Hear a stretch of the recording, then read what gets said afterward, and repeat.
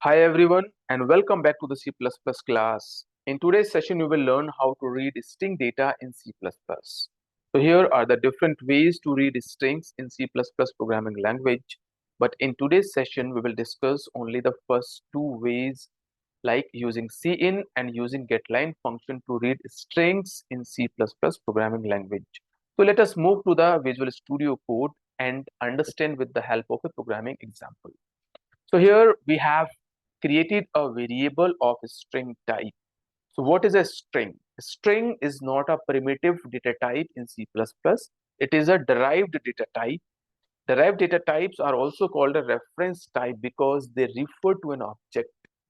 So in C++, strings can be created directly with the help of a string class. So this is a name of a class which is present inside a namespace std or inside a string header file.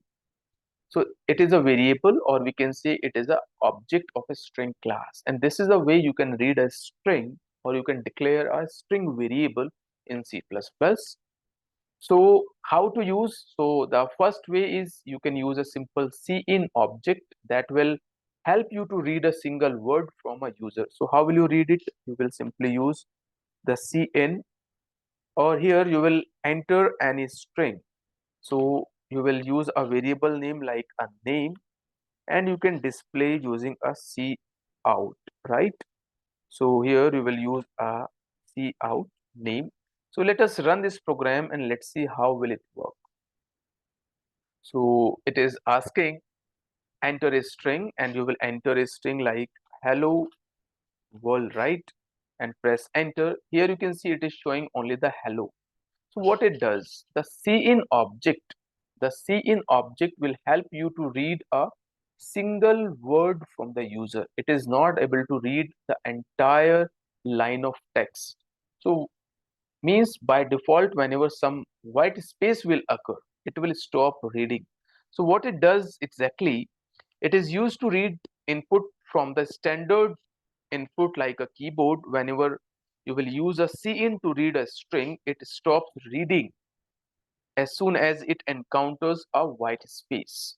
So the cin object can help you to read the individual token. Whenever white space will come, it will stop reading and it will display the complete token, the uh, sequence of character without any space.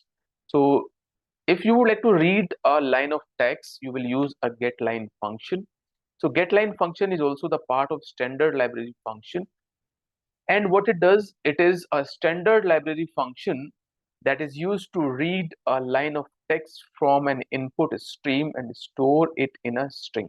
So how to use it? So let me help you to understand how to use a getline function. So simply you will use a getline function, or inside this you will pass two different arguments. The first argument is an object of cin, character input, and the second argument will be the name of your string variable. Means whenever you will enter any string from the user where it is stored, it will be stored in a variable name. Now you can display using a cout. So let us run this program and let's see what is the output. So now it is asking, means enter any string, and here you are entering like hello world, right? So you can see it is showing the output is hello world. So whatever you will type from the user inside a line, it will display that thing, right? So for example, I will type here the jcodebook is an online platform, right? So and I pressed enter, so it will display complete line of text. So the getline function is used to read the complete line of text. Means whenever the user will press enter, it will stop reading and it will read the complete string until and unless the user will not enter a new line, right? So whenever the new line character will encounter, it will stop reading and it will display the output of it. Okay, so by default, the delimiter, means the termination of the string, is the new line /n in the getline function. But what happen if you would like to read the entire sentence or a paragraph? How will you read the paragraph? So again, to read a paragraph, you can use the same function, getline function, but it will take the three parameters right now. The first is the cin, the second one is the string variable name, and third one is the delimiter, which is in the form of a character. So delimiter is a character that will help us, that will indicate this function getline, means the string is terminated, means just it will inform to the compiler to stop reading characters from the input console. So here I am using this delimiter. So you can use any delimiter. You can use the at the rate also. You can use here the hash symbol. You can use any valid character also, right? So I am using a delimiter here is the dollar. Means whenever you will type any string from the user and you will enter or you will type a dollar from the terminal, it means it is the indication to the compiler to stop reading character from the terminal. So let us run this code and let us see what will be the output of it. For example, I will write here the jcodebook is an online platform. So you can see I am pressing the enter, that is a new line. So it is not terminated, right? So it is not terminated. So right now your delimiter is dollar. Whenever you will type dollar, your string will be terminated and compiler will stop reading it. The jcodebook is an online platform that help you to learn different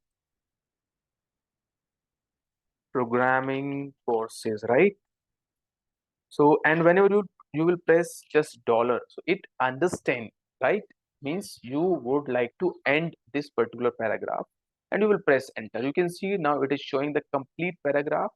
Or in the similar way, you can enter a long line of text, multiple line of text you can take from the user with the help of a getline function. So what we have covered so far, we have covered how to take string from the user using a cin object that will help you to read a single word from the user.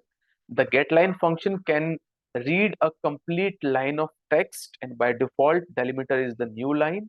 Or if you would like to read the multiple lines of text or a paragraph, you can use or you can add one more parameters, that is the delimiter. Delimiter may be any valid characters or it indicate your string is terminated.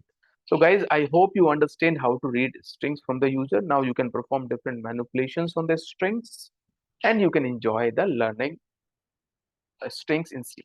Thank you. Bye-bye. Have a great day.